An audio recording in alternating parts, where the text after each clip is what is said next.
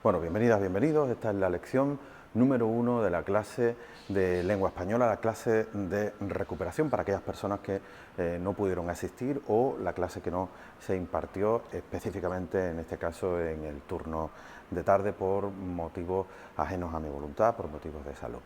Bueno, vamos a empezar con el primer epígrafe del hablar a la lengua y específicamente con el epígrafe 1.1 comunicación y lenguaje. Los seres humanos usamos diferentes sistemas de comunicación, entre ellos destaca lo que llamamos lengua. Estas tienen como fin la comunicación, lo que implica que la lengua, no puede entenderse sin la sociedad, sin la interacción entre sus miembros. Es importante distinguir entre lo comunicativo de un lado y lo informativo de otro. No confundir esto de informativo con lo periodístico aquí. Resulta preciso, dice George Jules, distinguir lo que son específicamente señales comunicativas de aquellas que pueden considerarse señales informativas, pero que no son intencionadas. Así, cuando una persona escucha a otra, puede obtener información sobre quién habla gracias a diferentes señales que esta persona envía de forma no intencionada. Podría notar, por ejemplo, que está resfriada, que no está tranquila. Cuando dicha persona recurre al lenguaje, está comunicando intencionalmente. Por tanto, hay que distinguir lo que se comunica intencionalmente a través del lenguaje de aquello que solo informa y que como tal no tiene la intención de comunicar. Muy resumidamente podemos hablar de indicio, icono y símbolo. El indicio es el humo del horizonte que sugiere un incendio, es una relación natural de contacto. El icono, una imagen en una señal de tráfico, se parece a aquello que quiere representar, es una relación no natural de semejanza, pero ya intencional. Y el símbolo, el color rojo de la propia señal, el rojo, el azul, etc., que debe ser aprendido culturalmente y no guarda relación con la realidad, es una relación no natural, convencional. Por tanto, por otro lado, quiero decir, están los signos lingüísticos a los que nos dedicaremos más adelante. La diferencia con los símbolos es que los signos son inmotivados, pero eso ya le dedicaremos otras sesiones más adelante, específicamente con el bloque 3, aunque poquito a poco vamos a ir hablando de esto de los signos lingüísticos, que al ser unidades abstractas y al ser un concepto abstracto, vamos a ir introduciéndolo poco a poco para ir familiarizándonos con él, porque del signo lingüístico se desprende la teoría específicamente gramatical y fonológica. El esquema clásico de la comunicación, vamos a centrarnos en el esquema clásico de la comunicación ahora mismo, ya apuntaba desde su concepción inicial, a principios del siglo XX, a la presencia de al menos dos individuos con intención de comunicarse entre sí, es decir, de transmitir algo relevante o no. Es lo que sugiere la conocida ilustración del libro apócrifo. Apócrifo significa que no lo escribió él, ¿no? Y es el libro apócrifo de Ferdinand de Saussure, curso de Lingüística General en 1916. Falleció Ferdinand de Saussure en 1913, en enero de 1913. El libro se escribió con los apuntes de clase de un alumno, lo escribieron sus discípulos ya profesores universitarios. Por eso digo apócrifo, aunque no se suele decir el libro apócrifo de Saussure. Solemos referirnos al libro de Saussure como el libro de Saussure, ¿no? El curso de Saussure. Bueno, si vemos esta imagen, tenemos a dos individuos interaccionando entre sí y de uno va a otro y del otro va al uno, es decir, emisor-receptor y de nuevo emisor-receptor, ¿no? Es interesante porque ya aquí tenemos esto como, bueno, pues la relación entre la lengua como un algo que está en la mente-cerebro y que se comunica a través de un medio físico y que es interpretado también por la mente-cerebro, pero siendo diferente de otras capacidades cognitivas. Eso ya está expresado en el libro de Saussure, va a atravesar después toda la lingüística. Bueno, leamos este fragmento del curso de Saussure, fragmento literal de su libro. El punto de partida del circuito está en el cerebro de uno de ellos, por ejemplo, en el de A, donde los hechos de conciencia, que llamaremos conceptos, se hallan asociados con las representaciones de los signos lingüísticos o imágenes acústicas que sirven a su expresión. Supongamos que un concepto dado desencadena en el cerebro una imagen acústica correspondiente. Este es un fenómeno enteramente psíquico, seguido a su vez de un proceso fisiológico. El cerebro transmite a los órganos de la fonación un impulso correlativo a la imagen. Luego las ondas sonoras se propagan de la boca de A al oído de B, proceso puramente físico. A continuación el circuito sigue en B un orden inverso del oído al cerebro, transmisión fisiológica de la imagen acústica. En el cerebro, asociación psíquica de esta imagen con el concepto correspondiente. Si B habla a su vez, este nuevo acto seguirá de su cerebro al de A, exactamente la misma marcha que el primero, y pasará por las mismas fases sucesivas. Saussure ya da cuenta en sus lecciones universitarias de hace más de 100 años de un hecho cierto: la lengua está en el cerebro, en la mente-cerebro, en la mente y en el cerebro. Es decir, que no solo es un hecho social, sino también un hecho biológico. El lenguaje, específicamente aquí vamos ahora a diferenciar entre lengua y lenguaje. El lenguaje es una capacidad cognitiva para hablar una o más lenguas. Esta capacidad se desarrolla a través del desarrollo de la persona, tanto en su etapa fetal como en sus primeros años de vida. Este desarrollo se llama ontogenético, es decir, el desarrollo biológico de la persona hasta su madurez. La etapa de desarrollo ontogenético del lenguaje, sin embargo, suele darse hasta los 7 años de vida aproximadamente. Para ello, la persona precisa un entorno social de estímulos lingüísticos, junto a otros como los afectivos, sensoriales en general, ¿no? Bueno, podemos decir resumidamente que el lenguaje es una capacidad cognitiva para hablar una o más lenguas. El lenguaje, al ser tal capacidad cognitiva, se localiza en el cerebro y se asocia y relaciona con las diferentes zonas y funciones. Para hablar necesitamos respirar y un sistema motriz, sistema nervioso y otras capacidades en las que están involucrados tanto el cerebro como lo anatómico. Dos son las áreas más importantes del lenguaje: área de Broca relacionada con la producción y área de Wernicke relacionada con la comprensión. Ambas se localizan respectivamente en los lóbulos frontal izquierdo en este caso, desde mi perspectiva es el izquierdo, y temporal izquierdo, un poquito más hacia detrás. Otras zonas del cerebro también están involucradas a través de toda la red neural de neuronas. La capacidad cerebral solo la tenemos los seres humanos, es decir, que no solo es cognitiva, sino también genética. La idea es la siguiente: si no naces humano, no puedes desarrollar esta capacidad. No hay que confundir lenguaje con lenguaje. Vamos a explicar esto. Vamos a etiquetar el lenguaje con números, ¿no? Lenguaje 1 con lenguaje 2, o lenguaje X con lenguaje Y, ¿no? Si queremos, ¿no? Lenguaje con lenguaje. Esto se parece un poco a lo de mono, mono y mono. Mono como bonito, adjetivo, mono como animal y mono como una prenda de vestir, mono de trabajo, ¿no? Mono, mono y mono. Pues igual, lenguaje, lenguaje. Son palabras homófonas, suenan igual pero significan cosas diferentes, o polisémicas, significan al menos dos cosas diferentes. Son dos interpretaciones, que aquí es lo de menos. Lenguaje 1. En general, el lenguaje es la capacidad cognitiva para hablar una o más lenguas. Lenguaje 2. Restringidamente alude a un tipo de discurso especializado. En el bloque temático 2 de esta asignatura se usa en este sentido lenguaje. Tal capacidad se explicita, la capacidad cognitiva, lenguaje 1, se explicita en lo que llamamos lengua. Es decir, esa capacidad para hablar una o más lenguas se explicita en lo que llamamos lenguas. Las lenguas del mundo comparten una similar estructura, lo que implica que estas estructuras se desarrollan a partir de un esquema, digamos grosso modo a partir de esta capacidad. Por ejemplo, todas las lenguas están organizadas en oraciones, palabras, lexemas y morfemas, fonemas. Iremos viendo uno a uno estos y otros conceptos asociados.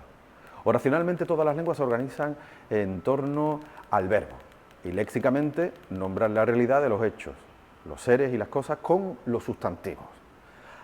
A esto, que implica muchas más cuestiones, lo llamamos en lingüística, la ciencia del lenguaje y las lenguas, universales lingüísticos. Es decir, un universal lingüístico es un hecho o propiedad que aparece en todas las lenguas. Las lenguas implican comunicación y esta interacción entre las personas. En esta asignatura será habitual hablar de interacción comunicativa. Esta interacción comunicativa implica hablar entre al menos dos sujetos, pero la sociedad nunca son dos individuos, sino todo el conjunto de relaciones entre las personas y todo lo que ello implica. Tendremos tiempo de detenernos en esto más adelante en otro tema. Acabamos de decir hablar. Esta palabra hay que tomarla aquí como un término técnico y no como una palabra en la lengua general, cotidiana, no técnica y no especializada. Porque hay lenguas habladas y lenguas asignadas y todas son lenguas. También vamos a ver enseguida qué es una lengua. De hecho, toda la asignatura está dedicada a dilucidar y describir qué es una lengua, con especial atención a la lengua que llamamos española. Las lenguas habladas son aquellas en las que el medio o el canal es oral auditivo. Las lenguas asignadas, las llamadas comúnmente lengua de signos, usan como medio o canal lo gestual visual. Tanto unas como otras son lenguas como tales. En el mundo hay entre 4.000 y 10.000 lenguas, una horquilla bastante amplia. Esto da cuenta ya de la dificultad para definir qué son las lenguas, dónde acaba una lengua, dónde empieza otra, pero eso es un problema de los lingüistas. Como decimos, entre 4.000 y 10.000 lenguas. El catálogo Ethnologue cifra en 2024 las lenguas del mundo en 7.164 lenguas, tanto habladas como signadas. ¿Por qué esta disparidad en algo que en principio parece medible? Porque las lenguas no son unidades discretas, es decir, que se puedan clasificar como cajones. Aquí en este aula podemos contar las bancas que hay, el número de sillas, de asientos que hay, porque es algo medible, pero las lenguas no son algo medible como tales. Lo que pasa es que necesitamos manejarnos con conceptos asibles, con conceptos que nos permitan medir por una cuestión de operatividad, pero no hay que confundir mapa y territorio. Como decimos, las lenguas no son unidades discretas, un todo del que se pueda señalar sus límites. Las delimitaciones suelen ser políticas, no lingüísticas. Estas son las lenguas más habladas del mundo según Ethnologue. Vemos ahí dos clasificaciones, una que corresponde a los hablantes nativos, donde el chino mandarín es la lengua más hablada, seguida de la lengua que llamamos lengua española, el inglés y el hindi. Si sumamos los nativos del mundo, de todo el planeta, o sea, de cada lengua, junto a los hablantes de primera que tienen el inglés, por ejemplo, en este caso, inglés, chino mandarín, hindi o español, como hablantes de segunda, tercera y cuarta lengua, los nativos con estos otros hablantes que tienen estas lenguas, ya sea como segunda, tercera o cuarta lengua. Bueno, pues la clasificación se mueve un poco, pero todavía están estas mismas lenguas ahí. El inglés es la lengua más extendida, el chino mandarín, el hindi y el español.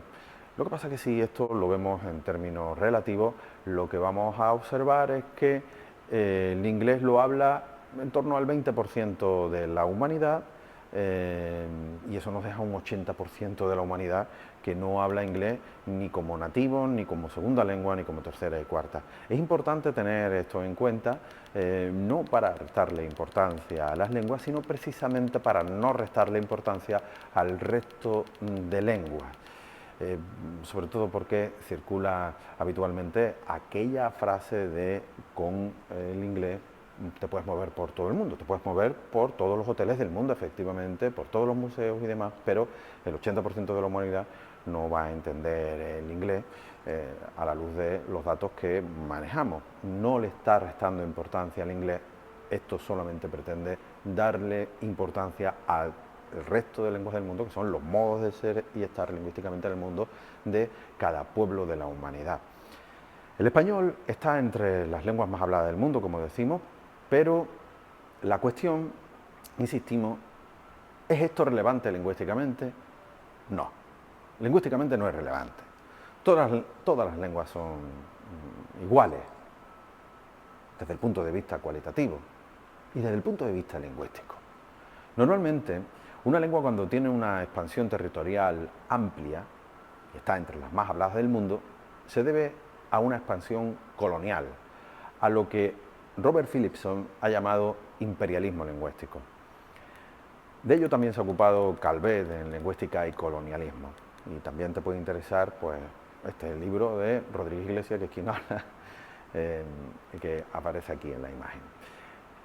Al margen de esto, el español es la segunda lengua más hablada del mundo, hemos dicho, en número de hablantes nativos, y la cuarta del mundo en número, si se suman hablantes nativos y hablantes de segunda, tercera y cuarta lengua, como se contabiliza en Ethnologue. Una información, ¿no? Un contenido, un conocimiento, podemos decir aquí, un conocimiento si lo ponemos a dialogar con la cuestión crítica, si no es simplemente información, ¿no? Datos que no dejan de ser anecdóticos, porque da igual si es la cuarta, la tercera, la segunda, la primera, como si quiere ser la número 20 o la número 10.774. O sea, esos serían datos anecdóticos. Transformándolo en conocimiento se pone a dialogar con todas estas cuestiones que hemos apuntado. Bueno, todas las lenguas son cualitativamente iguales, insistimos. No hay lenguas superiores ni inferiores, ni mejores ni peores, ni más bonitas, ni más feas, ni más ricas, ni más pobres.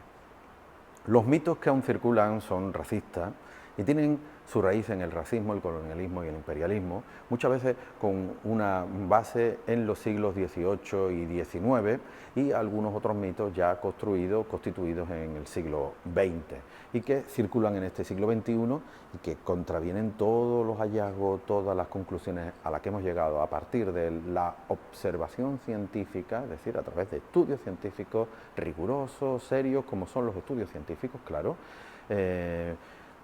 a la que hemos llegado a lo largo de todo el siglo XX y el siglo XXI. Es decir, que tenemos de un lado los bulos y tenemos de un lado la ciencia, ¿no? Entonces circulan socialmente mucho bulo, mucho mito, ¿vale? Bueno, muchos de estos mitos también están sustentados por lo que Martin y Wimmer y Schiller llaman nacionalismo hegemónico metodológico. Analizar la realidad a partir de la idea del Estado-nación. Los límites geográficos o administrativos, las representaciones geopolíticas o etnonacionalistas del Estado, especialmente de los grupos dominantes. Es decir, ese nacionalismo hegemónico metodológico es hacer colapsar la idea de lo que tú estás viendo en un mapa como si fuera la realidad, la sociedad como tal, y esto se ve muchas veces en el mapa del tiempo, donde se pone información meteorológica de lo que es el Estado español, pero no del Estado portugués, cuando muchos de los frentes entran por el Atlántico y sería relevante, por tanto, sobre todo para la parte oeste y en general para toda la península ibérica, ver pues cómo también está el tiempo en el Portugal, porque al fin y al cabo estamos hablando de hechos naturales y la península ibérica pues no deja de ser un hecho natural, sobre todo cuando entran por el Atlántico y por tanto tocan primero Portugal. Es una explicación rápida sobre la aplicación del nacionalismo metodológico.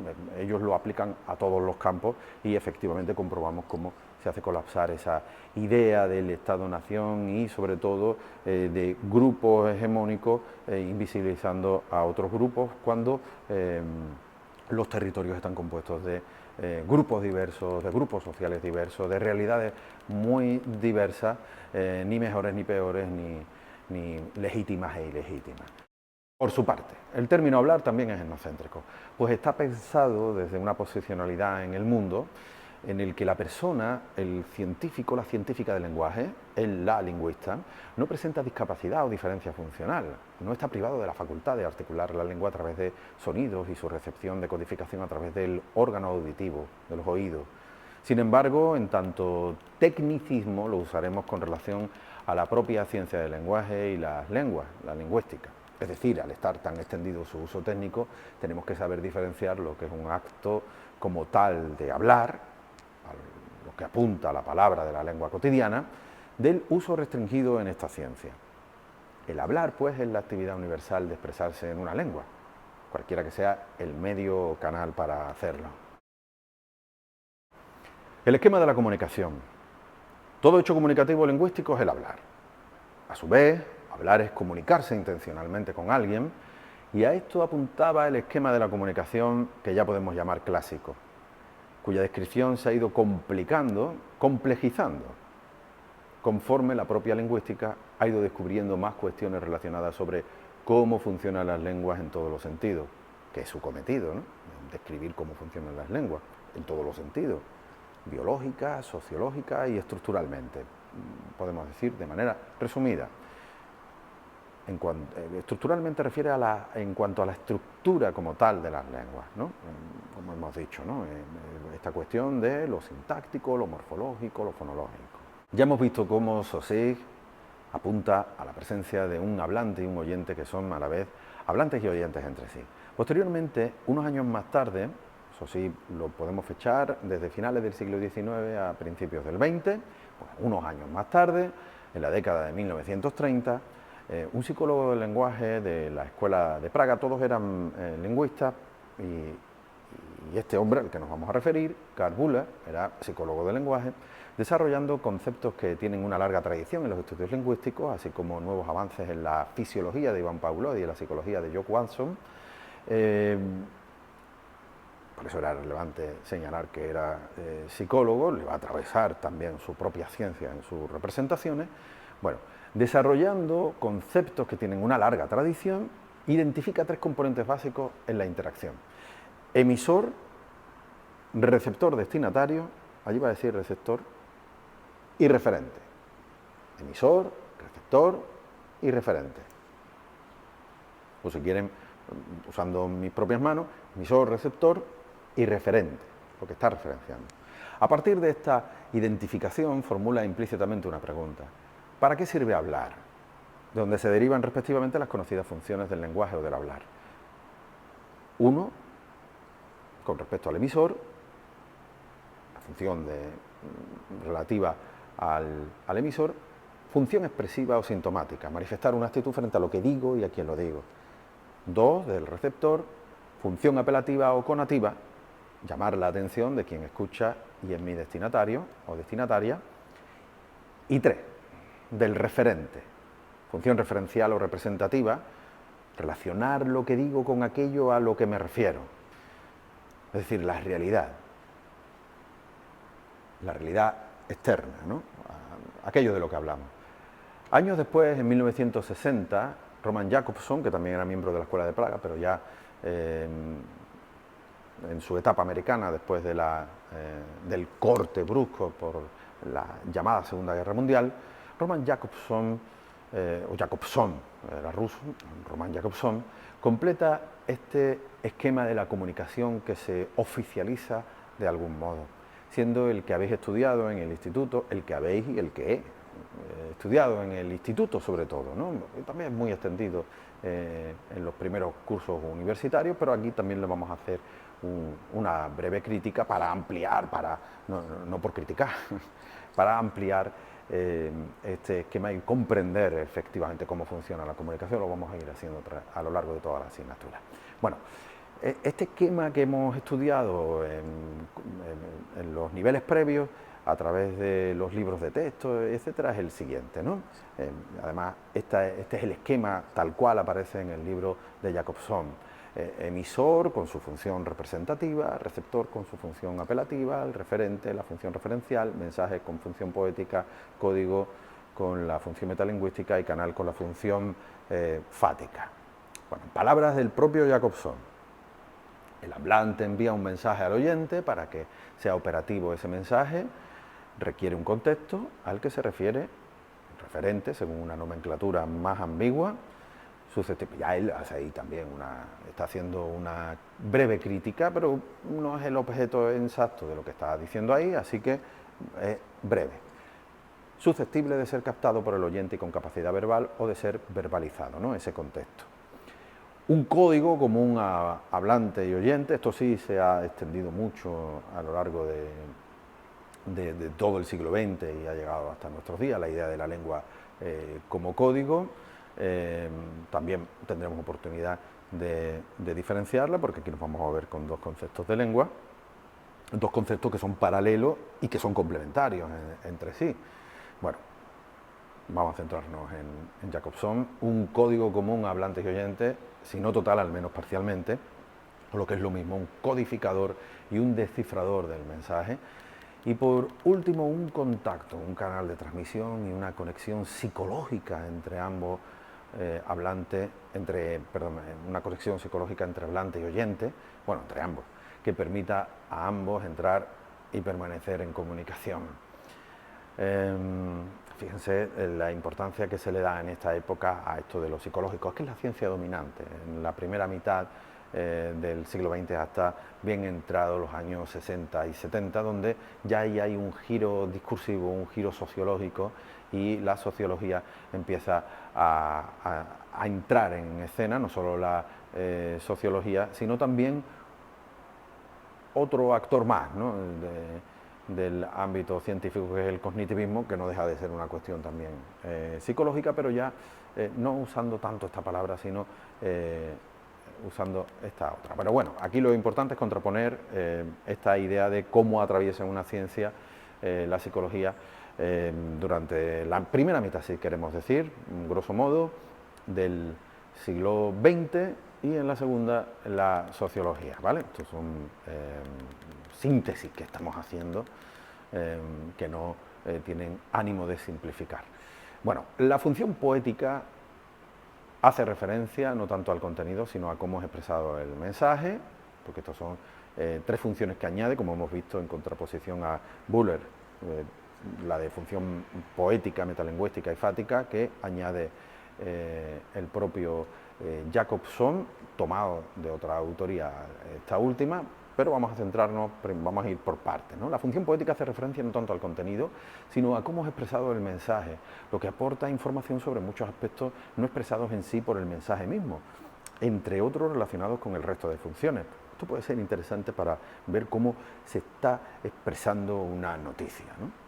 Por ejemplo, con asombro, la expresión "me muero".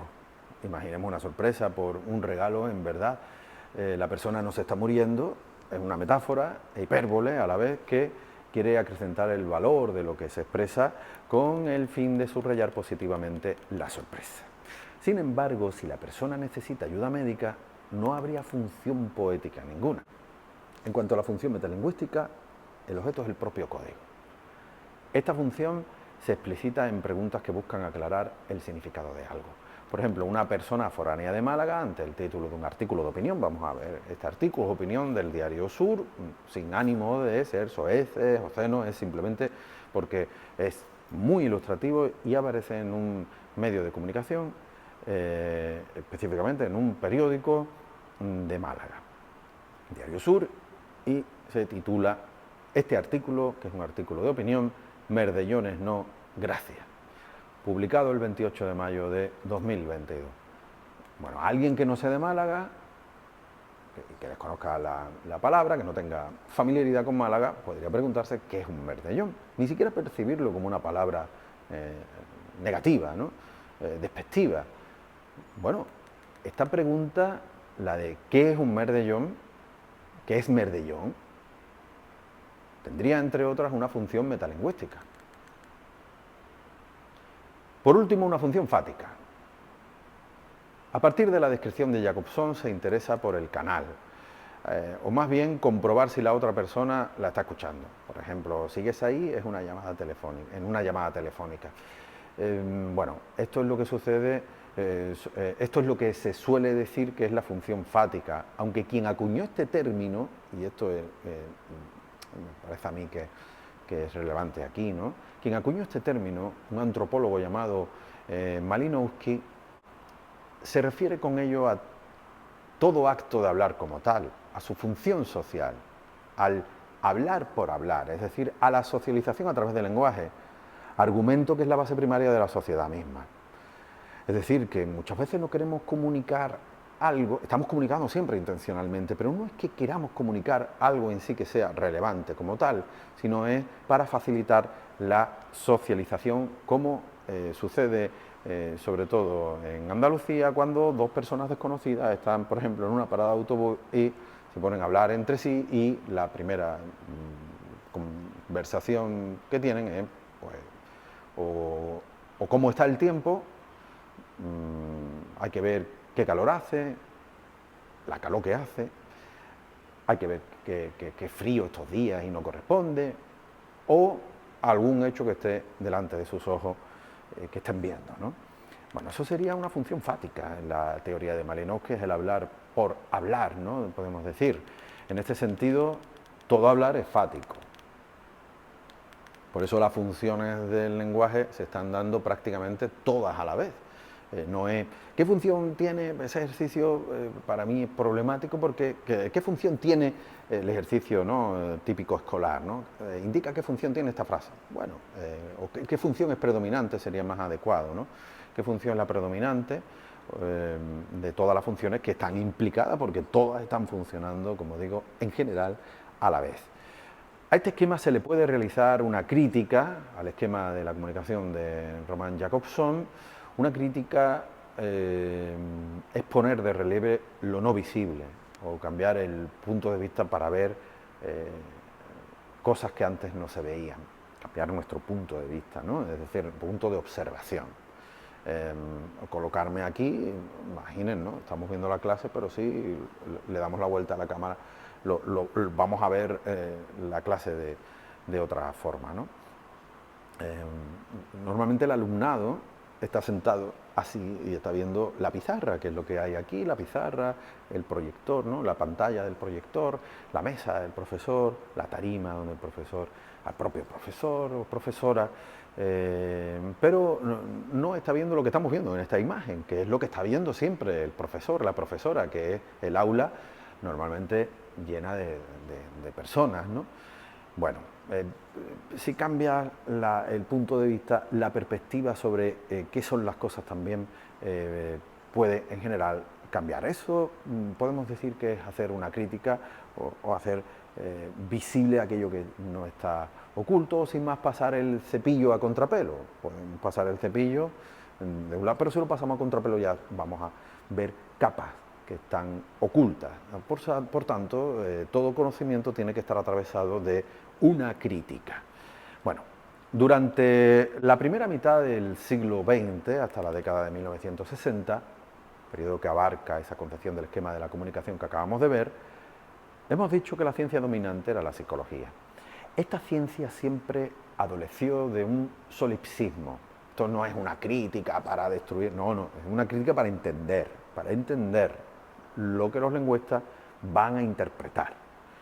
Esta ciencia, como decimos, siempre adoleció de un solipsismo, que es pensar al individuo solo, ¿no? Porque está pensando en la mente, ¿no? Entonces, pero la lengua está en sociedad y tiene condiciones sociales, ¿no? De producción y de circulación. Bueno, siempre adoleció de un solipsismo, decimos que desconoce estas condiciones sociales en las que se desarrollan los discursos, los hablantes, la interacción comunicativa y el discurso en general. La reduccionista idea de emisor-receptor tiene un origen en lo ingenieril y en la fisiología. Al decir de la RAE, la fisiología es la ciencia que tiene por objeto el estudio de las funciones de los seres orgánicos, anatomía, ciencia, biología, medicina, ¿vale? Para aclarar. Bueno, el fisiólogo ruso Ivan Pavlov usó a finales del siglo XIX y principios del XX este binomio descriptivo emisor-receptor para dar cuenta de cómo se comunican las células. De hecho, recibió el premio Nobel en 1904 por ello, ¿no? Por esta descripción. Al mismo tiempo, los inventos ingenieriles de la segunda mitad del siglo XIX estaban inspirados en esa misma idea, emisor-receptor. La luz, la radio, el teléfono, los motores. Si yo doy al botón aquí de apagar la luz, pues se apaga.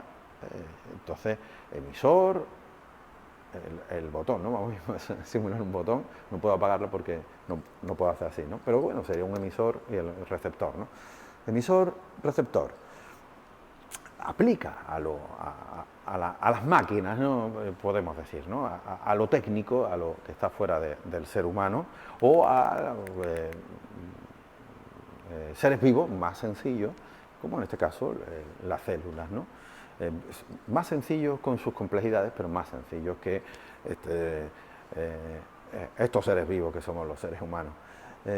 Por su parte, la psicología, desde esa época hasta la década de 1960, fue conductista, con especial influencia de John Watson, lo podemos en torno a la década de 1920, ¿no? Autor de la teoría del condicionamiento clásico. El conductismo concibió la conducta manifiesta de los animales como una función de la estimulación externa, es decir, a partir de un estímulo, que es el emisor, se obtenía una respuesta que es el receptor. Si habéis visto los típicos programas de ¿cómo era el programa este? El encantador de perros, ¿no? Era, ¿no? Pues hace algo, pum, y le da el refuerzo, ¿no? Le da el premio. Solemos decir coloquialmente, ¿no? La galletita, ¿no? Bueno, pues es una aplicación de la teoría del condicionamiento clásico. Posteriormente, en 1948, la teoría matemática de la comunicación de Shannon y Weaver promulgó un modelo de comunicación basado en emisor-receptor, aplicable a la mecánica, la electrónica y similares, cuyo esquema es este que estamos viendo, y véase el paralelismo con el que se aplicó en la época a la comunicación lingüística. Emisor, receptor, bueno, sirve, como digo, para las máquinas. La cuestión ¿es aplicable a la comunicación lingüística? No. Si lo que queremos es entender cómo es la comunicación lingüística, en todos sus aspectos, no. O sea, es aplicable como pulpo, como animal de compañía, por usar una expresión también coloquial traída de otros ámbitos, ¿no? Es un esquema simplificado. Entonces, ¿por qué los lingüistas de aquella época lo usaron y se ha seguido enseñando? Hasta el nacimiento de la sociolingüística, que estudia la lengua en relación con la sociedad, vamos a decirlo así ahora, es decir, sin obviar, que esto es la cuestión, sin obviar sus condiciones sociales de producción, o sea que no tenemos la lengua por aquí y la sociedad por allá, sino que está todo el tiempo funcionando a la vez y en dependencia de, ¿no? La sociolingüística, cuya fundación podemos fecharla en las décadas de 1960 y 1970, se suele decir en el curso académico 1963-64, ¿vale? Pero bueno, en torno a los 60, en los años 60, bueno, hasta el nacimiento de la lingüística, los lingüistas y los filólogos sabían bien poco de la sociedad, no tomaban en cuenta los avances de la sociología. ¿Qué está diciendo usted? Bueno, no lo digo yo, lo dice William Labov. Vamos a leer a William Labov directamente, uno de los fundadores de la sociolingüística, junto a otros fundadores como Delhaims, John Gampers, etc. Bueno, leo textualmente, aparece aquí el texto: ninguno de ellos conocía más cosas acerca del impacto de la sociedad sobre el lenguaje que cualquier otro lingüista. Sencillamente hablaban más del tema. Aquellos que han sido denominados como lingüistas sociales frente a lingüistas individualistas, ¿no? Bueno, vamos a leer esto, que es un fragmento de uno de mis libros, de mis publicaciones. El desconocimiento general sobre teorías sociológicas, del que habla Labov, lleva a uno de los fundadores de la sociolingüística, Delhaims, a parafrasear a Edward Sapir. El primero habla de por qué necesitamos al sociólogo, por qué la lingüística, digo necesitamos porque soy lingüista, por qué los lingüistas necesitamos al sociólogo. Eso lo dice Delhaims en 1967. Y el segundo, anteriormente, en la presentación que yo hago ahí, anteriormente Edward Sapir, porque lo está parafraseando, había preguntado por qué la antropología cultural necesita al psiquiatra, psicólogo. Está tomado ahí, si lo tuviéramos que traducir, tendríamos que, yo creo que sería adecuado citar a los dos porque se está refiriendo exactamente a las personas que estudian la mente. Las fechas son relevantes. En 1967 ya está en el otro paradigma, ¿no? En el giro discursivo, frente a 1938, donde todavía está en un ambiente psicologista. Pero son conscientes de que se necesitan otras ciencias. Las ciencias son compartimentos estancos que, bueno, tienen sus alcances, pero también sus limitaciones por ser compartimentos estancos. Por lo tanto, lo que hemos hecho en las últimas décadas, y esto es lo adecuado, es ampliar. Cuanto más ya no interdisciplinar, sino transdisciplinar, pues vamos a tener una mejor comprensión de la realidad, que es lo que nos interesa, ¿no? Ambos enfatizan el carácter social del fenómeno lingüístico, explicitada la frase de Sapir, que también cita Heinz, que no podemos comprender, lo que acabo de decir prácticamente, ¿no? Que no podemos comprender la dinámica de la cultura, de la sociedad, de la historia, sin tomar en cuenta las relaciones humanas entre los seres humanos, es decir, la realidad. No podemos entender la realidad sin la realidad misma. En 1970, el filósofo francés Michel Foucault expone cómo los discursos comportan un orden social que pone a circular ideas y la estructura social. Es decir, tenemos los discursos, vamos a representarlo así con mis manos, ¿no? Tenemos, o con esto, ¿no? Que es el puntero, ¿no? Tenemos los discursos y el discurso comporta un orden social porque los discursos tienen contenido y el contenido apunta a la sociedad. El contenido, al apuntar a la sociedad, también está representando a la sociedad, es una forma de estar interpretando la sociedad, comporta un orden social y por tanto también comporta esa representación que es una representación por tanto ideológica, ¿no? Esto lo veremos con más detalle más adelante, pero hacemos esta breve introducción. En términos similares se expresa el sociólogo francés Pierre Bourdieu. La interacción entre dos personas actualiza la relación de fuerzas entre los grupos sociales de ambos, por clase, por género, etcétera, con los que se identifican o son identificados. Es decir, tenemos una interacción entre dos personas que actualiza la relación de fuerzas intergrupal.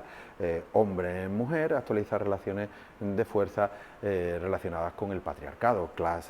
Por relación de clase social actualiza relaciones de fuerza de clase social, ¿no? Relaciones de fuerza capitalista, dado lo que Wallerstein llama el sistema mundo. En palabras de Pierre Bourdieu, toda la estructura social está presente en cada interacción lingüística. Por tanto, no se puede reducir la comunicación lingüística a una cuestión de emisor-receptor. Hay diversos parámetros que no se pueden desconocer, que esto es a lo que apuntamos aquí, que es importante tenerlo en cuenta. Digamos en conclusión que el esquema clásico está incompleto y precisamos de teoría sociológica, especialmente crítica, para completarlo. ¿Qué son las lenguas? ¡Wow! Vaya pregunta, ¿eh? Bueno, todo lo que circula socialmente, digo vaya pregunta porque la pregunta es sencilla, pero tiene unos alcances de profundidad. Todo lo que circula socialmente es discurso. Todo, pues, es discurso. Vamos a ver cómo llegamos del hablar a la lengua, ¿no? Un saludo, como un hola, es discurso. Una locutora dando las noticias por la radio es discurso. De hecho, el programa completo, la emisión diaria completa de esa emisora, o un solo fragmento, es discurso. El periódico completo, o un titular, es discurso. Todo es discurso. Conversaciones entre amigos es discurso. Todos esos ejemplos apuntan a un solo hecho en común, lo lingüístico. Son pues discursos porque tienen en común lo lingüístico. Pero ¿son la lengua? Pues sí y no. Vamos a ver. Al mismo tiempo son la lengua y al mismo tiempo no son. Es una cuestión de interpretación de qué es lengua, que es a lo que vamos a apuntar. Finalmente, lo digo para evitar esta ambigüedad aquí que nos pueda generar una cierta inseguridad a la hora de estar estudiando, hasta que no lleguemos ahí en esta misma clase y en la siguiente, adelantemos, ¿no? Vamos a ver dos perspectivas, una perspectiva que sintetiza muchas otras, pero que prácticamente están diciendo lo mismo, con matices, ¿no? Pero prácticamente están diciendo lo mismo. Vamos a seguir mi mano aquí porque creo que es operativo. Una perspectiva, una interpretación, porque se está fijando en algunas cuestiones, trae otra trayectoria, trae otra tradición, nos está haciendo otras preguntas, que depende de la pregunta que te hagas, pues dependerá las respuestas que encuentres, ¿no? Vale, pues una perspectiva y después otra perspectiva, exactamente podemos decir lo mismo que hemos dicho aquí de las trayectorias, las preguntas, etcétera, otra interpretación que son complementarias entre sí. no es que esté equivocada una o esté equivocada la otra, no, sí, es que las dos están apuntando a cosas que son hechos, que se están dando, y se están dando a la misma vez.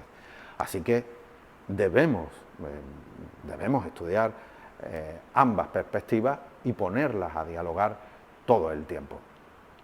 Bueno, en lingüística, paradójicamente, por otro lado, lo digo apuntando a esta cuestión de lengua, que es lengua, por eso no se puede dar una definición, bueno, se puede dar una definición rápida para salir al paso, pero si se quiere ser riguroso, y aquí además tenemos tiempo para hacerlo, ¿no?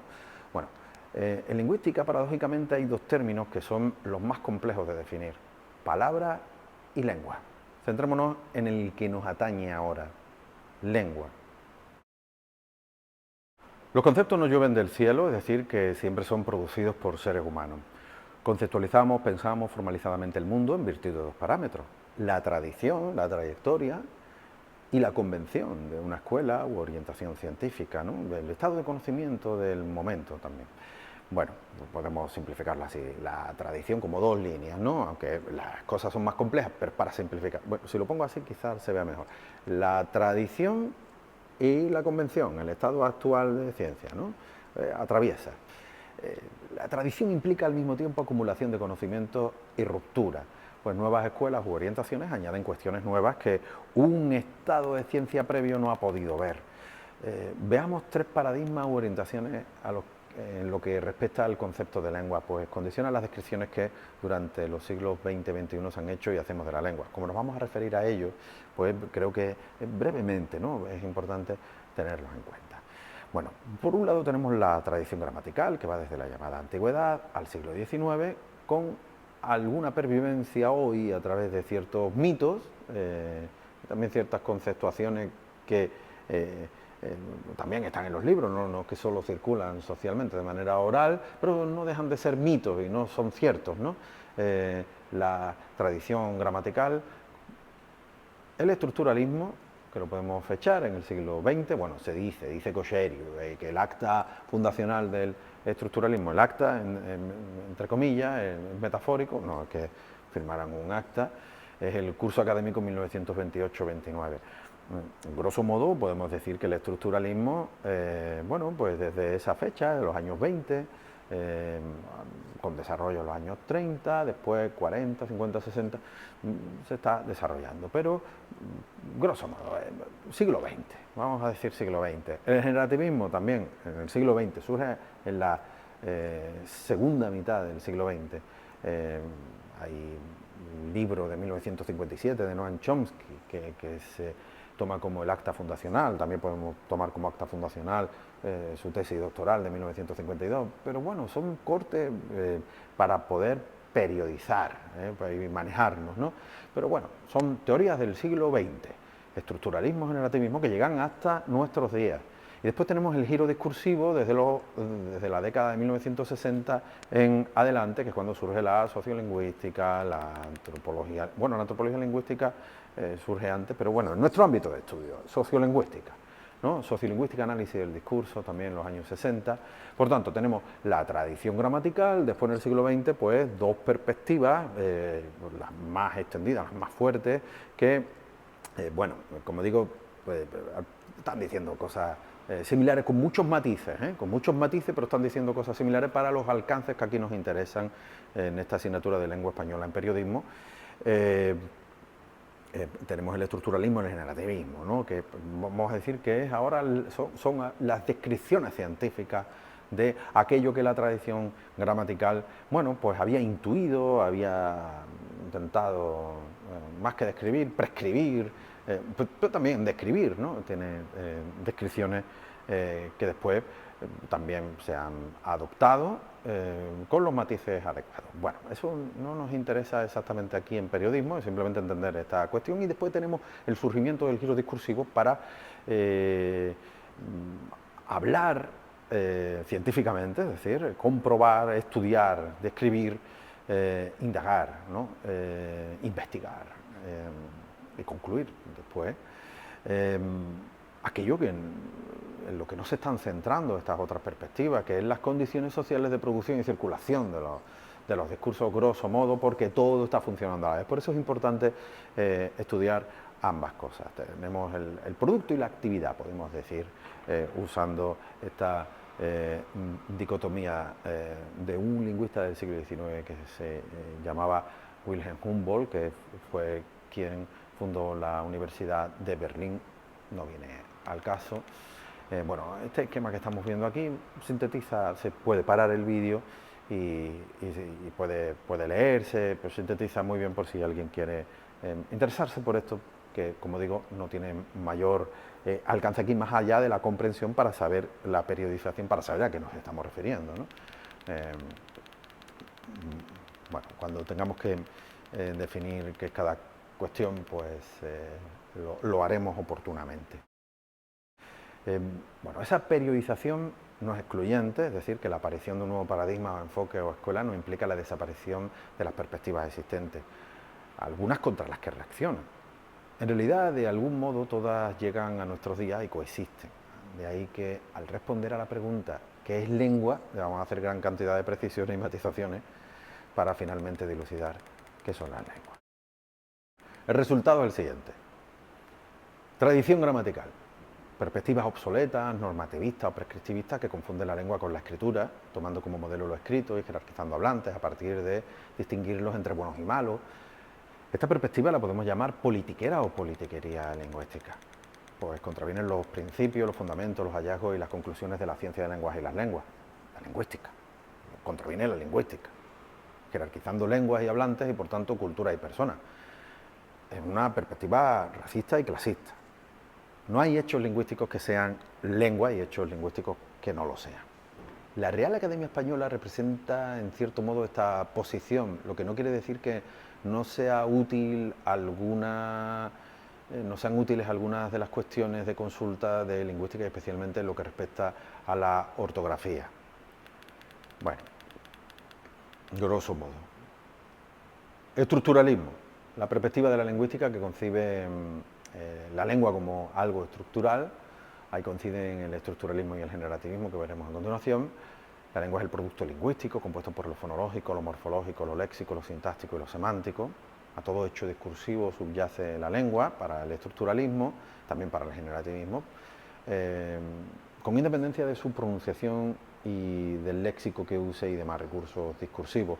En esta perspectiva, la cuestión, a diferencia de la tradición gramatical, donde los hechos estaban aislados, es decir, los hechos de lengua estaban aislados, las palabras, el resto de unidades lingüísticas, para no enrollarme por ahí, se veían de manera aislada. Se dice que es una perspectiva atomista, ¿no? En el siglo XX, en el estructuralismo, los hechos van a verse de manera relacional, es decir, que unas unidades son en dependencia de cómo son las otras, grosso modo. Después tenemos el generativismo, como decimos, perspectiva de... bueno, esta que acabamos de ver es el generativismo y el estructuralismo. La perspectiva que le hemos englobado es estructural, ¿vale? No confundir estructural con estructuralismo. El estructuralismo es estructural, pero también el generativismo es estructural, porque se está fijando solo en la estructura. Por eso hay que distinguir estructural y estructuralismo, ¿no? Bueno, y después tenemos, porque hemos englobado esta perspectiva en tres: la tradición, lo estructural y ahora lo discursivo o lo discursivista, ¿no? La perspectiva discursivista. Como hemos indicado, la lengua es toda práctica discursiva y por tanto social, construyendo las relaciones sociales, tanto de igualdad como de desigualdad, a partir de la relación de fuerza entre los hablantes y los propios discursos, que reproducen ideologías entendidas estas como representaciones sociales sobre la lengua, los hablantes y otros aspectos de la sociedad. Representaciones sociales, interpretaciones, ¿no? Socialmente compartidas, que conducen las prácticas, en este caso discursivas, lingüísticas, pero no solo discursivas y lingüísticas. En resumen, como hecho social constitutivo de las relaciones sociales y mediada por representaciones sociales. Es una perspectiva crítica con desarrollos decoloniales en los últimos años. Sintetizando aún más, podemos diferenciar entre estas tres perspectivas: de un lado lo prescriptivo de lo descriptivo, y de otro lado lo estructural de lo discursivo y social. En definitiva, a la luz de lo que vamos a desarrollar a lo largo del temario, podemos poner a dialogar las definiciones, obtener dos respuestas a estas preguntas de qué es la lengua. De un lado, un sistema de signos lingüísticos, como la definió Saussure, y desarrollando el resto de perspectivas estructuralistas y también generativistas a lo largo del siglo XX. También podemos decir sistema o conjunto de unidades y de relaciones formalizadas entre unidades en cada nivel que componen ese sistema. Esto lo vamos a ver a lo largo también de las siguientes sesiones y de esta, así que tranquilidad en las masas, ¿no? con esta cuestión, ¿no? Bueno, hemos dicho de un lado sistema de signos lingüísticos. Lo que pasa es que estamos desarrollando un poco esta idea, porque decirlo así y no explicar nada más, pues es como no decir nada, ¿no? De otro lado, toda práctica discursiva, ¿vale? Son las dos perspectivas, lo hemos estado diciendo y vamos a seguir insistiendo con esta cuestión para que quede claro, ¿no? La lengua entendida como sistema de signos lingüísticos, como este hecho estructural, y la lengua entendida como práctica discursiva, donde están, por tanto, todas las condiciones sociales de producción y circulación. Un sistema, con respecto al sistema de signos lingüísticos, vamos a matizar ahí, ¿no? Para matizar no tanto, sino vamos a especificar, ¿no? Para entender que un sistema es una totalidad organizada de manera sistemática, constante. Esa es la idea, ¿no? Son signos lingüísticos, pero no desordenados, no desbalazados ahí, no. Son signos lingüísticos que están organizados por niveles y en relación los unos con los otros de manera sistemática, constante. Esto lo vamos a ver poquito a poco. En la concepción discursivista, la otra, no se concibe la lengua como algo abstracto, porque todo lo que acabamos de decir es una abstracción, ¿no? A partir de la realidad, ¿no? Bueno, pues en la concepción discursivista no se concibe la lengua como algo abstracto, es decir, que no interesa tanto su estructura, sino lo que hacen los y las hablantes con su repertorio, recursos lingüísticos en cada situación comunicativa y contexto o campo simbólico. Con campo simbólico podemos decir, bueno, filosóficamente podemos decir, un campo es una totalidad, ¿no? Pero vamos a concretar un poquito más, ¿no? Y lo vamos a hacer con algunos ejemplos. Tenemos el campo simbólico académico, donde pues hay unas formas de hablar, con unos léxicos, y ya también dependiendo de cada ciencia, ¿no? El campo simbólico de lo deportivo, donde también pues hay otras formas de interacción, otras léxico, otras formas de estar discursivamente, ¿no? En el mundo. Tenemos el campo simbólico de lo cotidiano, muy amplio ese, ¿no? Pero de las relaciones más cercanas, etcétera, ¿no? Campos simbólicos son realidades, ¿no? Realidades que estamos conceptualizando de manera diferenciada, grosso modo, ¿vale? Bueno, por tanto, no se concibe la lengua en virtud de las palabras como tales, los fonemas como tales, los morfemas como tales, o las oraciones como tales. Se concibe la lengua en virtud de su uso, grosso modo. Por eso es importante el estudio de las condiciones de producción y circulación de los discursos. En la concepción estructural, que agrupa la estructuralista y la generativista, así como las incorporaciones estructuralistas y generativistas que el tradicionalismo de la RAE ha incorporado, pero bueno, vamos a sintetizarlo, concepción estructural, estructuralismo y generativismo. Las condiciones sociales son obviadas y la lengua se concibe en tanto producto. Las unidades y sus relaciones son el producto, un producto, el producto lingüístico como tal. Las unidades y las relaciones entre las unidades, pues las unidades ahí son en virtud de tales relaciones. Esto pues nos provee de dos concepciones, insistamos, que no son opuestas en principio, desde luego no lo son para los alcances de esta asignatura, sino complementarias, aunque se contradicen en diversos puntos.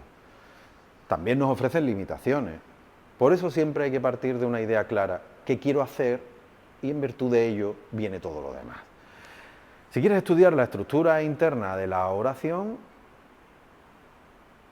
subyacente a un enunciado de un texto periodístico, debes acudir a la sintaxis. si quiere estudiar la estructura interna de la oración, si quiere estudiar el uso en el discurso del enunciado resultante del texto periodístico y o sus consecuencias para las personas, debe acudir a la sociolingüística crítica, a los estudios críticos del discurso, al análisis del discurso en general o la pragmática. La lengua entendida como práctica social por el giro discursivo es el discurso como tal, para evitar la confusión terminológica de lengua a lengua. Vamos a referirnos a esto de la lengua como práctica social, como práctica discursiva, como el discurso sin más. Pero bueno, cuando digamos la lengua como práctica social ya estamos especificando, ya sabemos a qué nos vamos a referir. Cuando digamos la lengua, le podemos decir la lengua en términos estructurales, tal y cual, o la lengua sin más, pues nos estamos refiriendo a esto. Otra cosa importante es que no debemos olvidar que todo lo lingüístico, toda la realidad, antes hemos visto lo de las lenguas, ¿no? Las lenguas del mundo, ¿no? Todas las lenguas del mundo. Todo lo que hablamos es lengua. Es decir, que no hay variedades que sean lenguas y otras que no lo sean, ¿no? Variedades que sean lengua, ahora estoy apuntando otra vez a lo estructural, variedades que sean lengua, que es la estructura, que tal, que tiene su sintaxis, su morfología y tal y cual, y otras variedades que no lo tengan, que no lleguen, que se queden a la mitad. No, eso no existe, eso es un bulo, un mito, eso no existe. O sea, todo es susceptible de ser analizado desde estas dos cuestiones, porque todo está circulando socialmente, todo es producido socialmente, pero a todo subyace lo sintáctico, lo morfológico, lo fonológico, etc.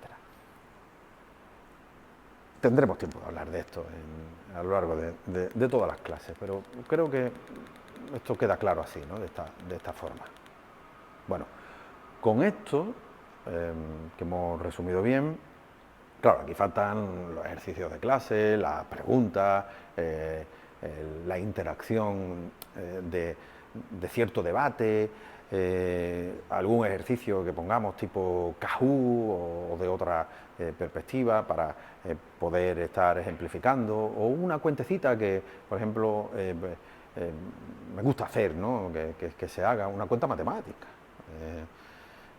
que se haga, lo puedo, claro, se mueva la cámara que la tengo aquí casi sostenida, que vamos, que si la muevo un poquito se cae. Darme la vuelta a la pizarra, pero bueno, lo puedo mostrar aquí ahora en el vídeo, ¿no? Es esta cuentecita donde hemos puesto a dialogar los términos absolutos y relativos de los hablantes, para que se vea, ¿no? Para ver cómo atraviesan ciertos discursos perspectivos, cómo se atraviesa ese nacionalismo metodológico, los ciertos discursos para decir que hay lenguas más importantes, o una cuestión que es un mito, ¿no? Que además es irrelevante desde el punto de vista de los alcances de la descripción científica que queremos hacer, y desde luego desde el punto de vista de la lingüística es absurdo que es hablar de la importancia cuantitativa, ¿no? de la lengua española, porque entonces si lo pones a dialogar con el inglés, que es menos importante, o sea, ni es más importante que otras lenguas ni es menos importante que otras, es que no hay lenguas más importantes que otras. Entonces esa cuentecita venía a significar eso. Por ejemplo, si cogemos el total de los hablantes del mundo con respecto a quienes hablan el inglés en términos relativos, pues te sale una cuenta ahí como de un 5%, ¿no? Podemos decir. Si tú piensas en términos de dinero y tienes 100 euros y le quitas 5, te quedan 95, prácticamente tienes 100 euros. Si tú coges los hablantes nativos de español, y, bueno, en torno a un 7%, ¿no? Da igual si son 5, 7, 9, porque tú vas a seguir teniendo 90 euros, que es lo que queremos decir, 90 y tantos euros, casi 100 euros, ¿no? Está bien la cosa, ¿no? Bueno, está bien la cosa, depende de lo que tenga que pagar y de cuánto te quede del mes. Pero bueno, vamos a pensar en positivo, ¿no? Que sean 100 euros que te sobran para hacer lo que tú quieras, para comprar libros, ¿no? Como el bono cultural. Bueno, La cuestión es la siguiente. El resto de la humanidad supone un 93%, un 95% que no hablan estas lenguas a las que se le concede esa cierta importancia. Es que todas las lenguas son importantes, porque todas las lenguas forman parte de la humanidad y todos los seres humanos son importantes. No hay culturas más importantes que otra cultura que, bueno, la desechamos. Eso es una perspectiva racista, ¿vale? Entonces, si sumamos los hablantes nativos de los hablantes, con los hablantes no nativos, que lo hablan como segunda, tercera, cuarta lengua, pues lo que vamos a ver ahí es que aumenta, como hemos dicho en el caso del inglés, 18, 20%, vamos a redondearlo en 20, y en el caso del español, pues nos puede salir ahí una cuenta pues de 12, 13, 14, 15, da igual. La cuestión es la siguiente. Sigue estando el resto de la humanidad al margen de estas lenguas, porque estamos hablando de un 80%, de un 80 y tantos por ciento, de un 90% de una humanidad que ni como nativo, ni como segunda, ni como tercera, ni como cuarta lengua hablan estas lenguas. Claro, entonces estos titulares de prensa sobre se habla más y cada vez más y cada vez más, lo que guarda atrás de sí más que un conocimiento lingüístico, porque de conocimiento lingüístico no tiene nada, no describe nada, no describe la realidad, ni siquiera está describiendo, al contrario, está hinchando como un ego en términos nacionalistas, es los intereses de las empresas de comunicación y editoriales que muchas veces tienen los mismos dueños, no hay un dueño exacto, es un conglomerado de dueños, con intereses en otros territorios que eran las antiguas colonias, es decir, que no deja de ser un imperialismo colonialista el que está detrás de esto, usando la misma terminología que está usando el lingüista Robert Phillipson para criticar toda esta cuestión del inglés que le correlaciona lengua, economía, etcétera, ¿no? En todas estas cuestiones allí. Bueno, la cuestión es aquí hace lo propio también el lingüista Juan Carlos Moreno Cabrera, ¿no? A partir de ese modelo de Robert Phillipson, hace eso y otras cosas más, pero también hace lo propio en diversas obras.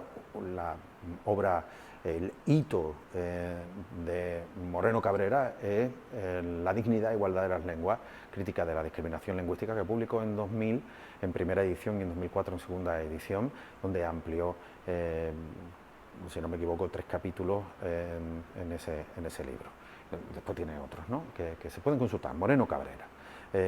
Son cuestiones muy interesantes. También, de hecho, habla Calvet, de lingüística y colonialismo, al que hemos citado, cuestiones similares también Bourdieu, qué significa hablar, etcétera. Yo mismo en mi libro La lógica de inferiorización de las variedades lingüísticas no dominantes, además con una perspectiva muy enfocada hacia el andaluz, por eso tiene en el subtítulo Etnografía sociolingüística crítica del andaluz. Bueno, y además con una perspectiva muy del campo mediático, porque analiza el campo cotidiano, el campo mediático y el campo educativo. Pues el campo mediático tiene interpretaciones que proceden del campo educativo, en tanto que los periodistas se forman en la escuela y en la universidad, ¿no?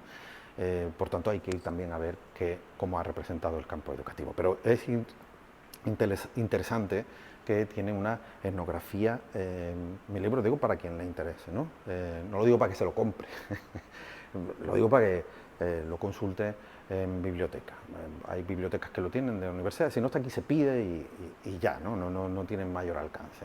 Y si no, también está en artículos, todo eso está en artículos que son de acceso libre, no hace falta ni pedir ni comprar nada, no estoy diciendo nada por ahí, pero bueno, pues, si alguien lo que quiere consultar ahí, pues lo puede hacer ahí. Estoy diciendo cuál es el procedimiento. Bueno, la cuestión es la siguiente, que está dando más cuenta todo eso del español, lo hablan 500 millones de personas, da igual, no hablan 500 millones, tú no hablas con 500 millones, tú haces la cuenta, no te va a salir, ¿para qué quieres hablar con tanta gente? La cuestión no es eso, la cuestión es los ingresos publicitarios, de lo que supone todo eso. Por ahí van los tiros, ¿vale? El estar en otros territorios para acaparar el ámbito de los medios de comunicación, editoriales, etcétera. Es un ámbito más de lo económico del asunto, ¿no? Y de lo político del asunto. Bueno, Por cierto, ahora hay un libro que se llama Lo político del lenguaje, de José del Valle, que acaba de salir publicado en 2024, también muy interesante y que también supone una cierta autoetnografía del autor, que va a estar con nosotros en el congreso, por cierto, en el seminario de lengua española y medios de comunicación, aquí en la Universidad de Málaga a finales de octubre. Así que tendremos también ocasión de dialogar con él, a decirle que se traiga su libro y que nos hable también del libro. Bueno, vamos a dar la clase por concluida y digo que le faltaba todas estas interacciones del aula, pero bueno, es obvio, ¿no? Y suplimos esto y ahora vamos a por la otra clase, ¿vale? Voy a grabar la otra clase.